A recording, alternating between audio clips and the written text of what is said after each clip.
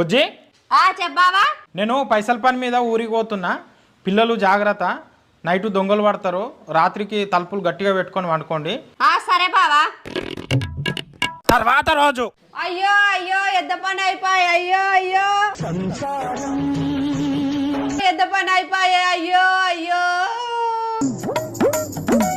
అయ్యో అయ్యో అయ్యో.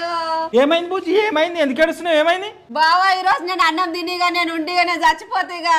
ఏమైంది? ఎందుకు తినా అంటున్నావు? ఎందుకు చచ్చిపోతా అంటున్నావు? ఏమైంది చెప్పి ఎందుకు ఏడుస్తున్నావు? బావా రాత్రి మన ఇంట్లో దొంగవాడి బీరువాలో ఉన్న 2 తులాల బంగారం ఎత్తుకుపోయిండు. నేను తినా బావిగా, నేను బతికిగా, నేను చచ్చిపోతా.